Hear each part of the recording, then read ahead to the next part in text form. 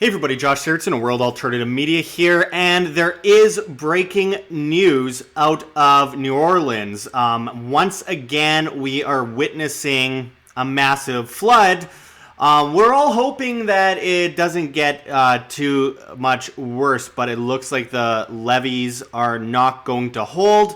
And I think this is a good opportunity to talk about some of these issues with everyone. And I want to first go into some of the news that we are seeing here. And I will load up this video here. And as you can see, obviously it is already pretty bad. And as it says, as much as 25 inches of rain to parts of Louisiana.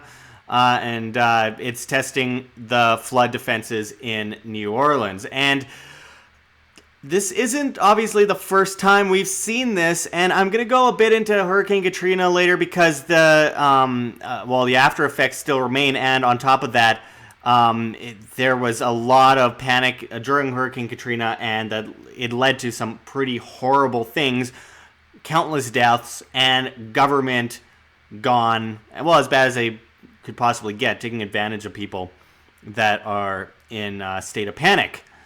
And a lot of people died because of the government, and it's absolutely terrible what we saw. We're going to get into that soon.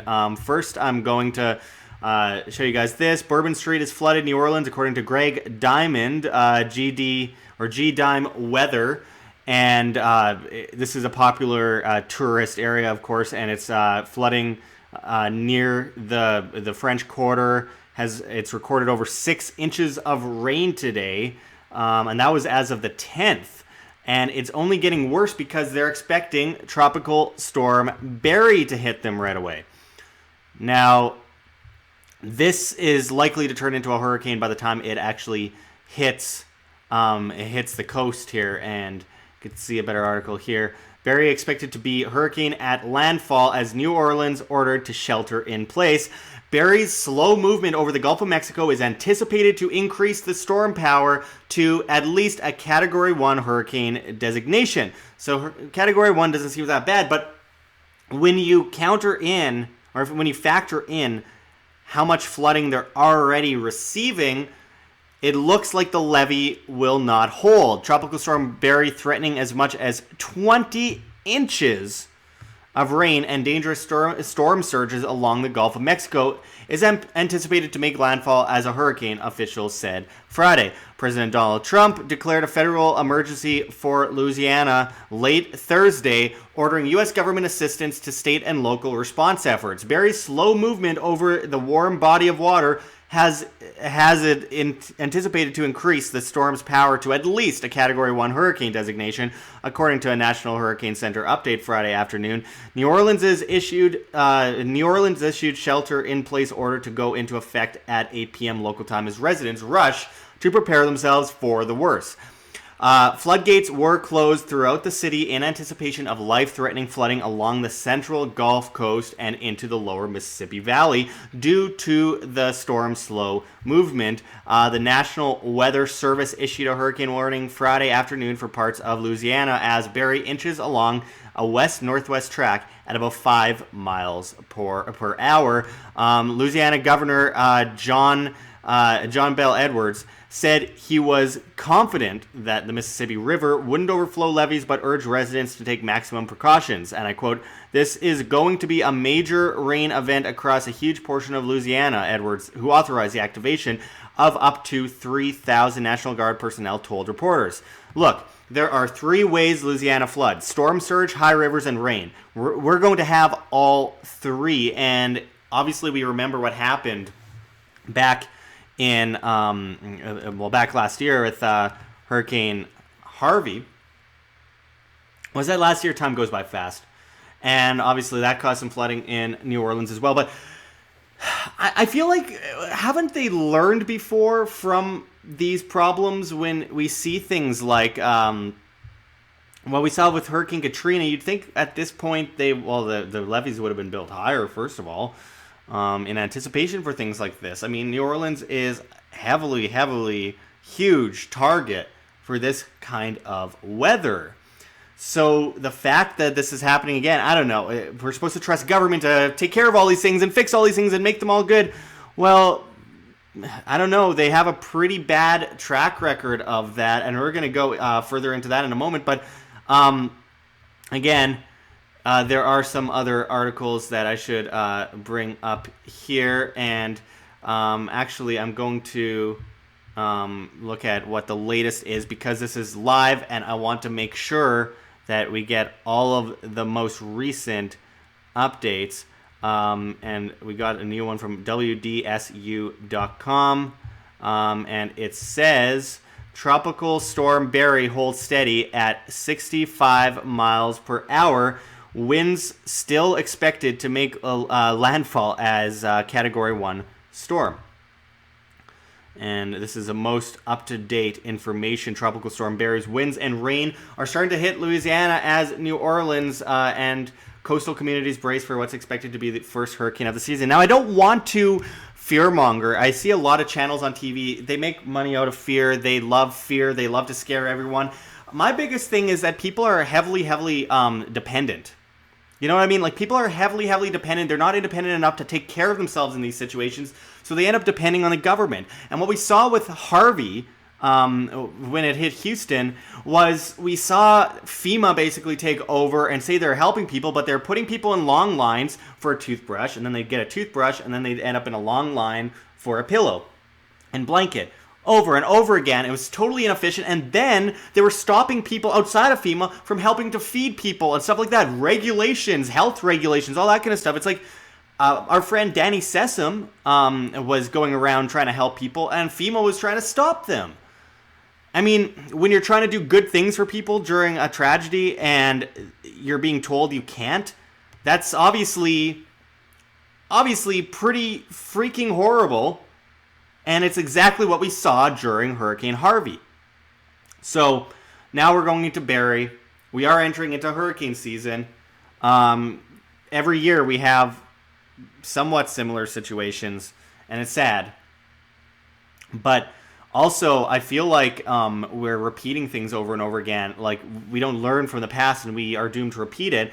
And it's often been said, like, if stores, or if there was like some kind of power grid failure, stores would run out of food in a couple of days, and people don't know how to grow their own food anymore and collect their own water. In fact, the government makes it illegal in a bunch of places to collect your own rainwater. It's ridiculous.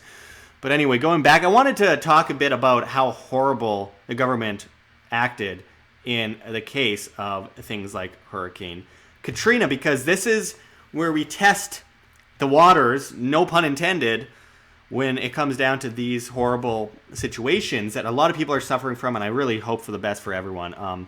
Corruption and contempt, the hidden story of Hurricane Katrina, how the Bush machine destroyed America's emergency response agency. Well, I think it was destroyed from the get-go, but it talks about how FEMA reacted and the corruption of many of the major officials. I mean, they talk about how it's a man-made disaster, and they're not talking about global warming, folks. They're talking about how basically we have all these officials that were on power trips that thought they could get away with horrible things in the case of a tragedy, like they would never be held accountable.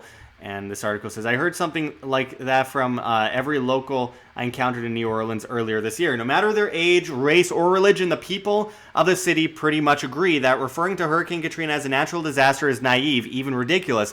They all know it was a three-part storm. First, a Category 3 hurricane, then a massive failure of the levee, and then the biggest disaster of all, the government's involvement.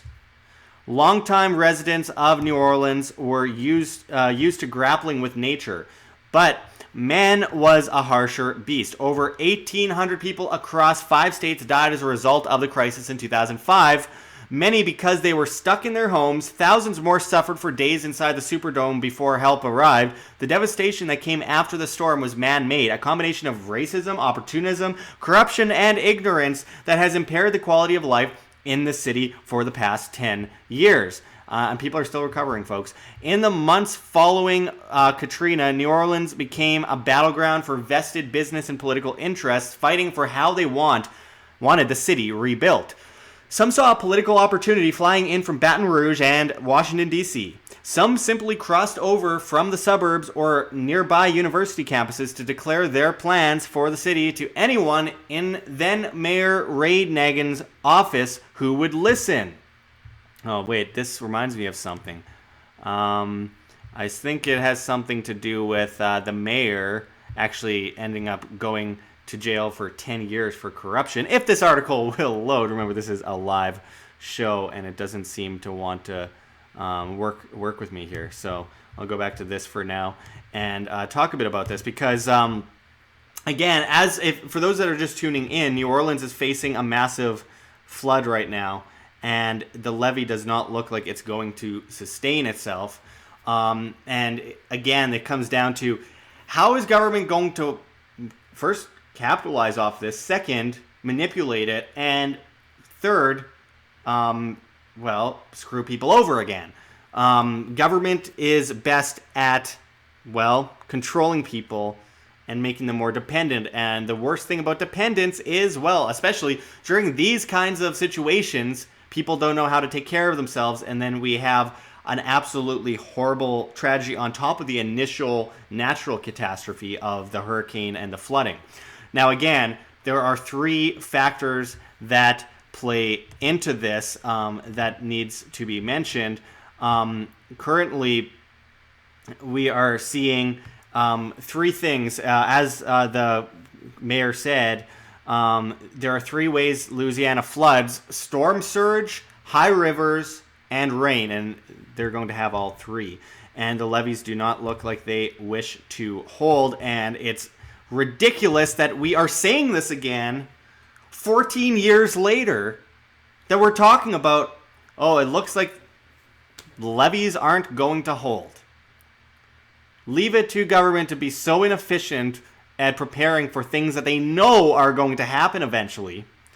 But they want to, from what I've seen with the government, they want to make money off of contracts, so they build things badly, and then they come back and rebuild and profit off of tragedies.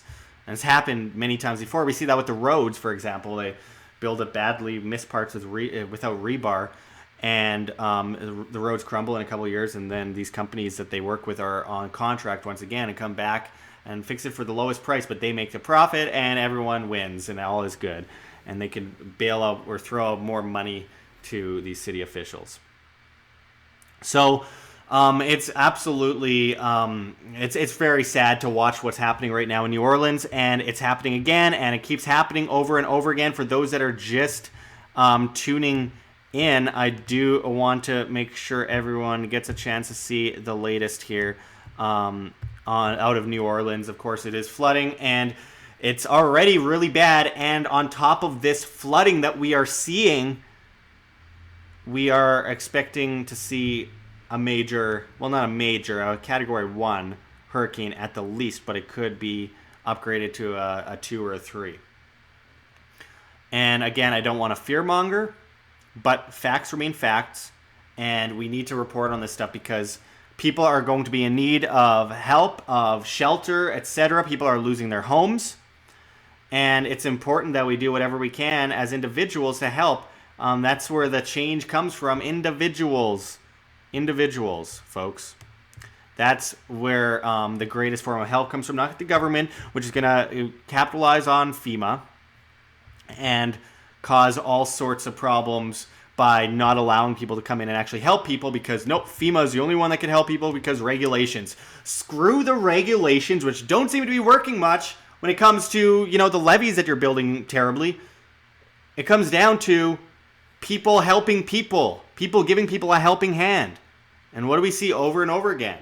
Government stepping in the way, saying that they're there to help people, but then won't let people help people. Like we saw, like I said, for those just tuning in, with Danny Sessom, who went to Houston and helped all these people during Hurricane Harvey, and ended up with FEMA trying to stop him. So he went to the back doors and just started unloading all these supplies and stuff for people that he paid out of pocket, as well as people donated to him. Corey Watkins did a lot of great stuff as well, out of Texas, who brought a whole bunch of great stuff with his kids down to Houston to help people.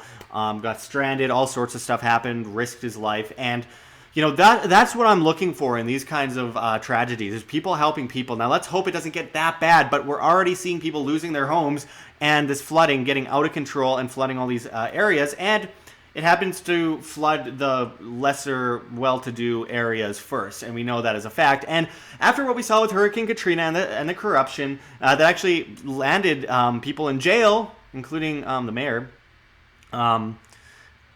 we have to remember how police slaughtered people, left people to die on purpose, got rid of people that they didn't like, under the guise of, well, the flood did it. And then we found out, and it all came to light.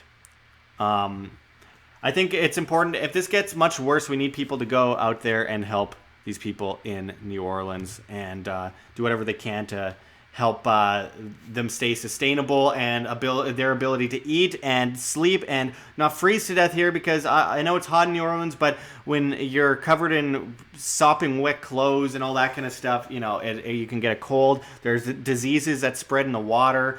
And I mean, also people go crazy and they act stupid.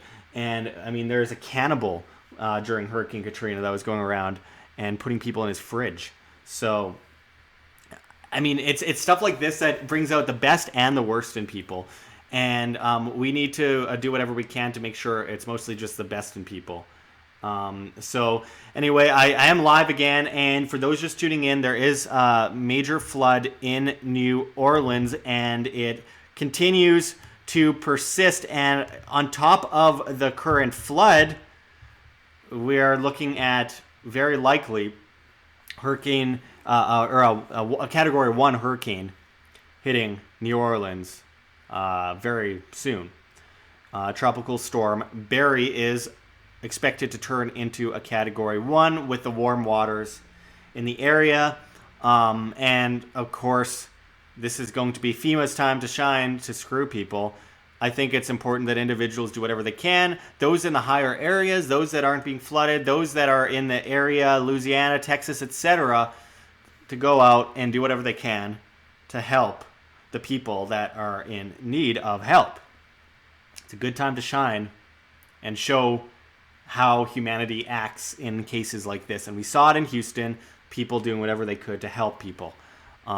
So this video from Greg Diamond is from July 10th. It's been 2 days.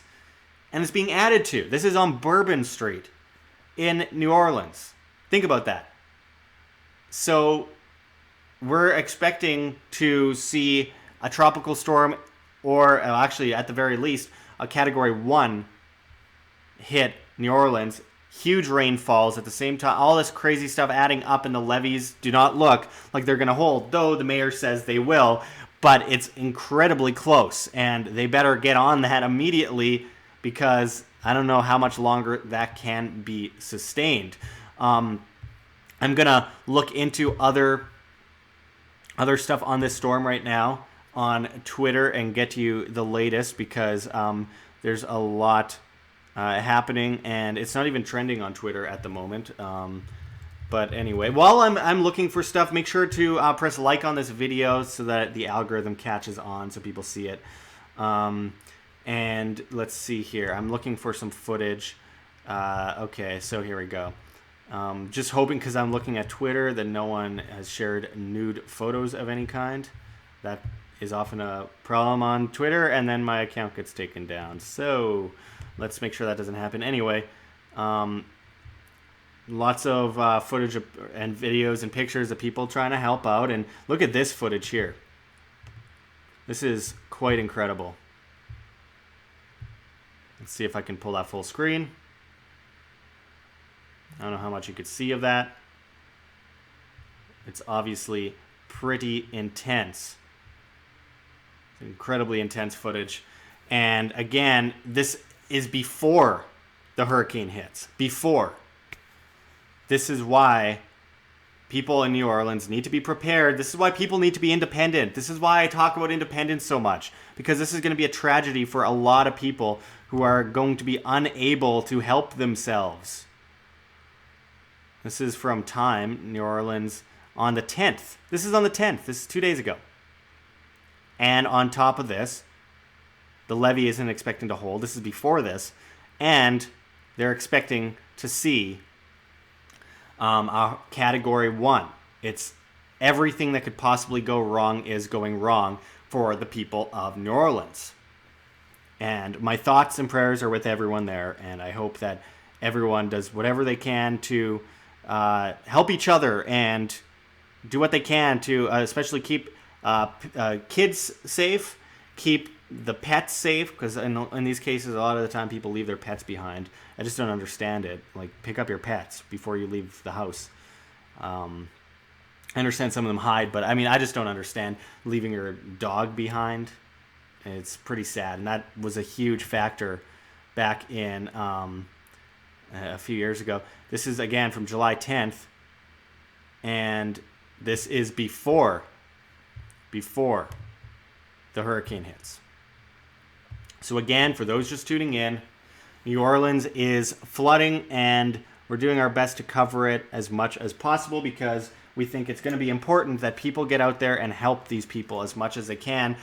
People in the areas that aren't as much affected or that are just getting rainfall, that aren't flooding, to go out there and help as many people as they can. New Orleans, of course, being a big tourist town, I'm sure a lot of tourists are stuck in this as well. A lot of people, but I think this is going to be filling up a lot of the hotels. A lot of people that are affected by the storm are going to end up in hotels. A lot of families, a lot of people don't have insurance. That's another thing. We saw that in Houston. A lot of people didn't have insurance and they lost everything. So there's going to be a huge charity effort, and make sure to give to the right charities that aren't, embezzling and filling their pockets. Try to even give to individuals yourself. I don't know. It's really hard. It's tricky because unfortunately people always tend to get freaked out over a few of these bad charities, and it stops them from giving to a lot of charities, and it causes these problems where people aren't able to get the money to the places that they need to get it to, and it's a lack of trust. And I completely see the lack of trust because a lot of these places are incredibly corrupt, a lot of these major charities. So do whatever you can to give to individuals that are being affected. Olivier Monroe commented on the live chat, panic. No. It is panic because people are losing their homes. I don't know. Would you not be panicked if your house was destroyed and flooded and you had to leave with your family and you don't have insurance? They're flooding and they haven't even been hit by the hurricane yet, and it's been going on for days. That is a form of panic. Maybe if you aren't personally affected, you aren't panicking, but a lot of people are. So I'm not here to fearmonger. I'm here to talk about the facts. And the facts are a lot of people are being affected by this. A lot of people are losing their homes. And people need to understand that. And we need to get or raise enough awareness so that people can help those that are desperately in need at this moment. Now, I want to bring it back to the footage here. And as you could see, this was from July 10th. This is 2 days before it's been announced that at the very least they're expecting a category 1 hurricane at the least. Look at that. That's insane. And that is before the hurricane. So this is a form of awareness that we need to spread. There's a guy on the second story of a building waving to people going by, I guess in a vehicle. It's one of those situations where you have to keep driving to stop your exhaust from filling with water. It's not easy to also go out and help people. You need boats and all that kind of stuff, and FEMA is going to try and capitalize on this, like I said earlier. And it's really sad because the way it usually works is that FEMA doesn't allow other people to help. They just want a monopoly on quote-unquote help, so they could say, look, the government helped everyone, when FEMA is just wrought with all these incredible corruption stories and distracting people with one line after another so that they can go and get a toothbrush after waiting 30 minutes in line. And then, now you have to wait in line for another 30 minutes for a blanket. And they keep you in these little rooms or these stadiums, and you have to sleep in this big stadium with a whole bunch of people. And look, I think churches should be opening their doors as well. It's their time to shine more than anything. A lot of the churches, unfortunately, close their doors, and it's just like, what are you? Oh, well, we don't want damage. We don't have to pay for the cost. Well, yeah, but what are you there for? I thought you were supposed to be helping mankind and doing what's best. And a lot of churches do open their doors, so thank you to them.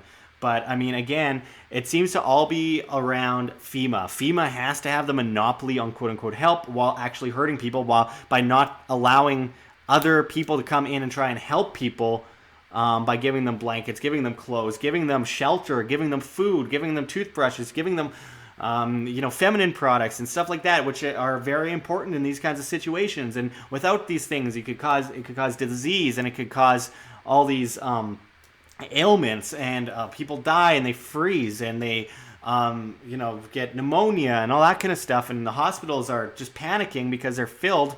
I mean, these are things where individuals have to come forward and help, and without that, well, we end up in a very, very rough, even worse situation than we started with. Again, the images that you are seeing is flooding before the hurricane comes, and the levee is very close to giving in, and the hurricane hasn't even arrived yet. The Category 1, at the very least, will be hitting New Orleans. So, well, I don't even know what the point of these people with umbrellas are. What are you going to do with an umbrella in that situation? Oh my goodness. Anyway, so back to this. So I wanted to take some things from the audience here, some comments here. Thank you, RVing We Go, for the Canadian $5 for the super chat. We really appreciate it. It keeps us alive and stops us from completely being shadow banned entirely. As you see, we have 97 people tuned in out of an audience of 130,000 people. So that tells you enough right there. Rika the Hopeful Volunteer says, nope, Josh, only government knows how to help. Of course, yes, they're the only ones. She's being obviously sarcastic, but it's crazy. It's crazy because we keep ending up in this situation, and then people expect the government to solve the problem, and they never solve the problem. They always make it worse. FEMA's there to help you. Imagine they need to have advertisements on television for FEMA. What does that tell you? What does that tell you about FEMA, that they're so unpopular as a government agency that they need to run ads on TV? Again, they stop people from helping people, and they're like, we're the only ones that can help people. Now, for those just tuning in, there is a major flood in New Orleans. The levees are about to give in, though the mayor of New Orleans says that won't be a problem. But it seems clear it's very close to the top, and they are yet to still have the hurricane that is, at the very least, a Category 1. So this is very bad news for New Orleans. I don't want to fearmonger, but we should be prepared for all these things and independent. This is why I teach independence to people, because in these situations, people end up dependent on the government. They lose their homes and they're panicked, and they end up dependent on FEMA, which does not have their best. They don't have their best intentions in mind. I mean, the FEMA system is basically just like a top-down control system, and it's not good, and it's very sad. But anyway, Kazabel Snowden says FEMA are concentration camps. Well, we've heard of the FEMA camps, that's for sure. Though I haven't seen them actually get filled yet, but you never know. It's what the government knows and what we know are two different things.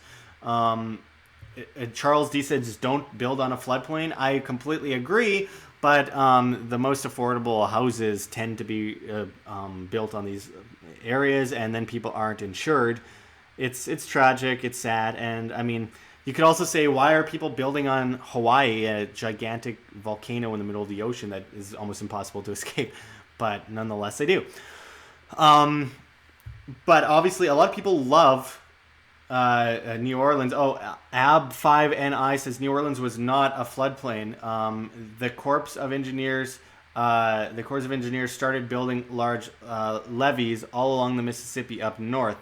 Yeah, but again, we are seeing the levees give in, and I mean, it's been 14 years, and I think there's been enough time to kind of figure the situation out at this point. It's pretty bad. Ab5NI says, our only option was to raise our levies too. This happened over hundreds of years. Yeah. Well, obviously, land recedes as well into the ocean over time. Unless you're New York and you just keep building on landfills over and over again. But nonetheless, for those that are just tuning in, there's a major flood in New Orleans. They're expecting a hurricane on top of the flood, and the rainfall is just crazy. The levees don't look like they're going to hold, and a lot of people, the most impoverished people, are the most affected, unfortunately, and the insurance really isn't there in a lot of places. So it's a very sad situation that we see people in right now, and we really wish the best for everyone. It's a horrible thing. Make sure to press like on this video so we can catch on with the algorithm, folks. Again, I'm going to bring up the latest images out of New Orleans. You can see it here. That is pre-hurricane. And that's actually not even such a bad image compared to some of the others that we're seeing here, where it's just like basically most of the first floor is underwater of these buildings. It's very, very, very sad to watch. There's a crazy video up here somewhere. I want to bring it back in. Yeah, here. Again, show this video. I mean, that's insane. Look at that. I mean, that's crazy. And I mean, the amount of damage that this does, the government's going to come in and say, we need to extort you more, we need to steal from you more to pay for all this stuff. Insurance agencies are going to come in and go, oh, well, what? You're not insured for that. And there's going to be a lot of scammy stuff going on. It's going to be terrible. The police are going to be corrupt as per usual, as we saw during Hurricane Katrina. And remember, a mayor went to jail for that. And as I mentioned earlier on,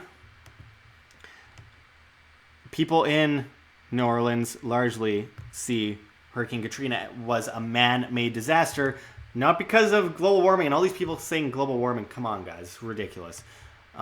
This is a natural thing that happens.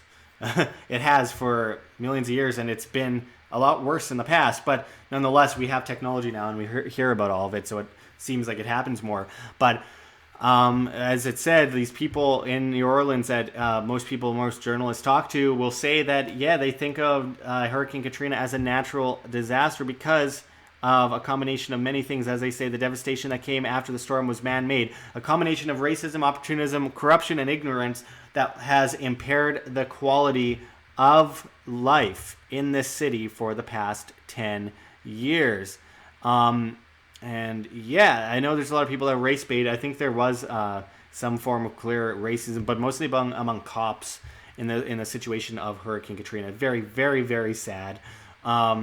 As it says here, no matter their age, race, religion, the people of this city pretty much agree. They're referring to Hurricane Katrina as a natural disaster is naive, even ridiculous. They all know it was a three-part storm. First, a Category 3 hurricane, then a massive failure of the levee, and then the biggest disaster of all, the government's involvement. And it always seems to be the government that makes everything worse.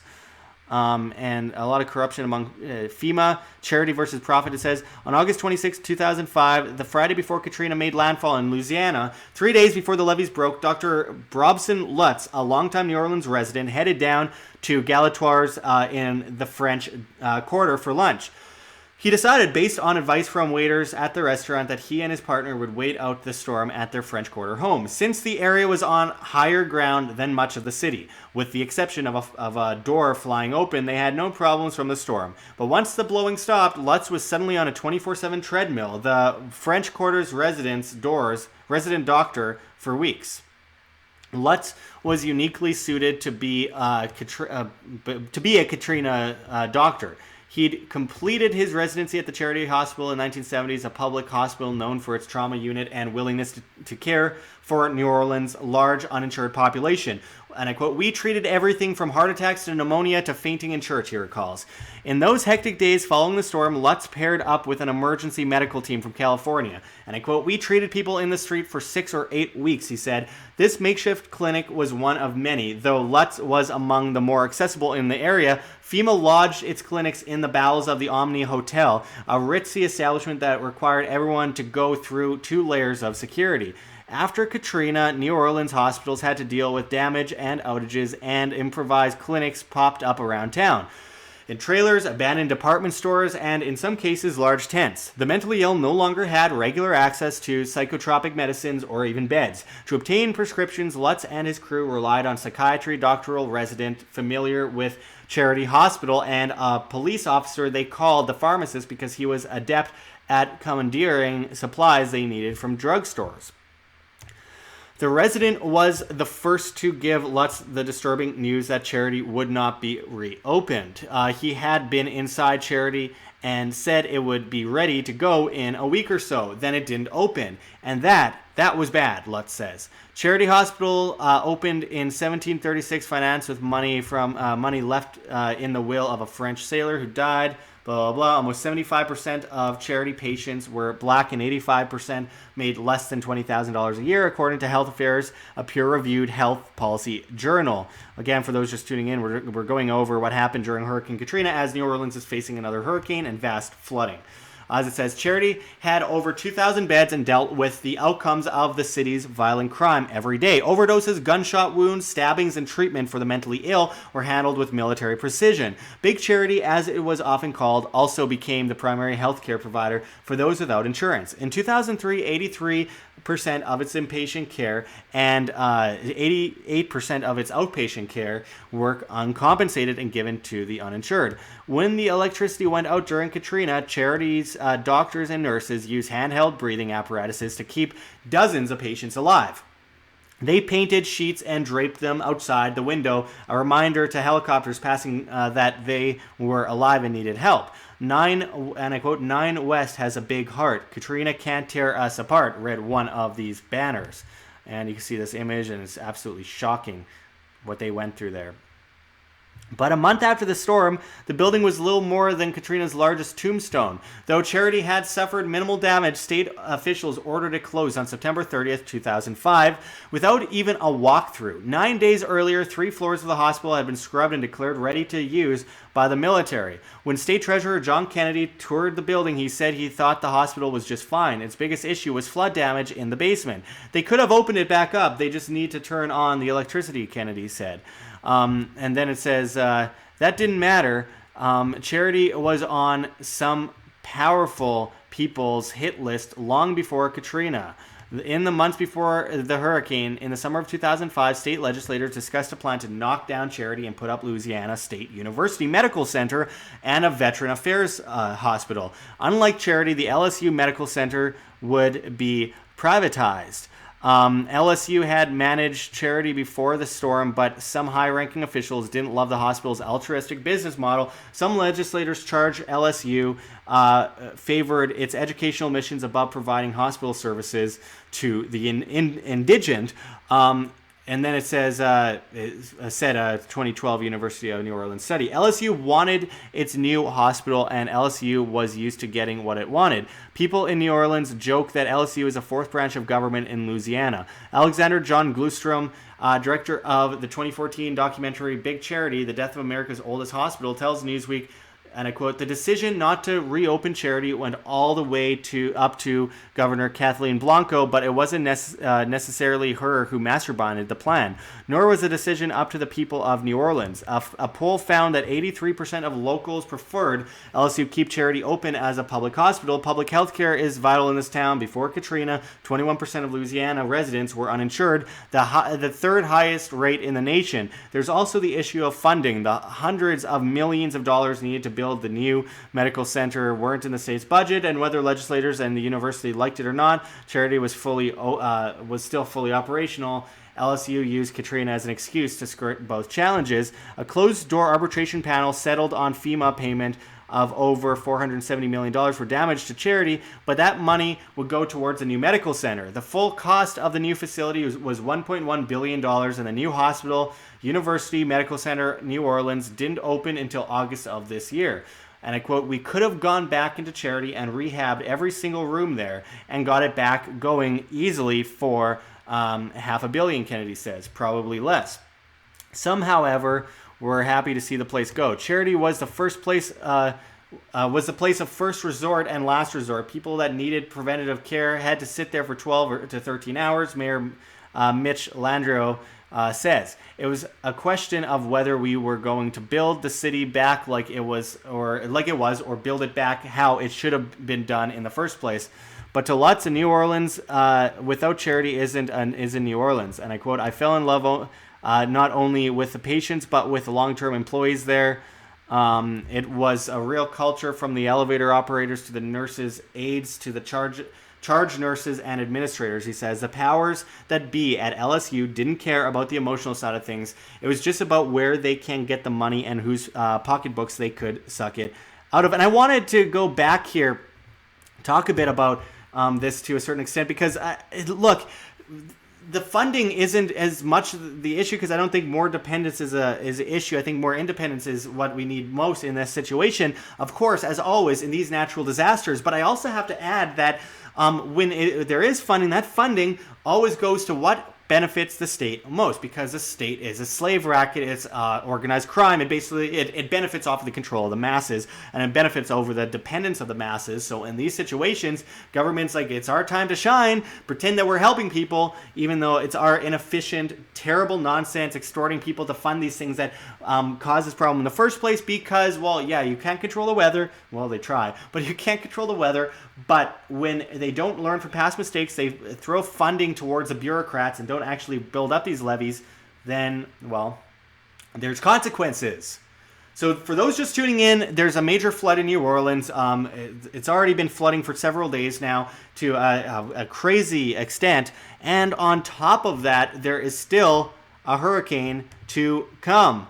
And they are looking at possibly a Category 1 or more hurricane, and it's getting bad. The images you see here are before the hurricane hits.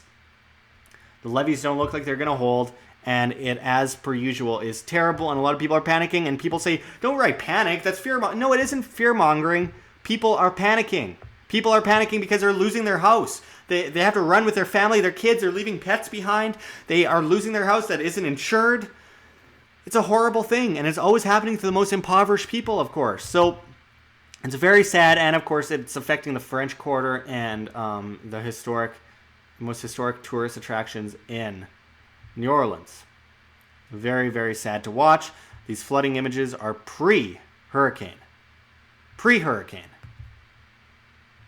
It's very, very, very unfortunate, very, very, very sad. And we hope that everyone gets the help they need, and individuals need to step up now more than ever to help these people. Again, these images are before the flood. This is from July 10th, these images. And, well, before the hurricane, and the hurricane is coming. Very, very sad images to watch. Again, I don't understand why people are using umbrellas in that weather. It's pointless. But nonetheless, very sad to see. A lot of places destroyed, insurance policies maxed out. Very, very sad to watch. And people are losing everything they have, and their families are at risk, and people should do whatever they can to help out in any way they can. It's more important than ever to do what you can to help fellow man, fellow woman, sorry. They're sandbagging everywhere, and again, a Category 1 hurricane is set to hit soon on top of the flooding, and the levees do not look like they are going to hold. So our thoughts and prayers are with the people of New Orleans, and this is everyone's time to shine and show what humanity is really about, helping other human beings and doing what you can to be the change you wish to see. Anyway, we've gone on long enough. For those that are watching, make sure to press like and help people out as much as you can. If you can, do whatever you can. If you're near the area, help out. If you're not being flooded and you're in New Orleans, help out those that are being affected. They can use your help. FEMA is simply going to embezzle money and create a racket and stop people from trying to help other human beings, which is absolutely horrible and just absolutely abhorrent. So thank you for tuning in, everyone, and we'll continue to cover this as it elapses and hope to tell you where the best charities are. Like, I think there's one called the Liberty Coalition for Disaster Relief or something like that Corey Watkins was working on with Hurricane Harvey in Houston, while FEMA was trying to stop them from feeding and helping people. Same with Danny Sessom. So that's one way. Watch out for corrupt charities that fill their pockets, as per usual. Anyway, thanks for watching, everyone. And until next time, this is Josh Sigurdson signing out from World Alternative Media. Find the truth, be the change.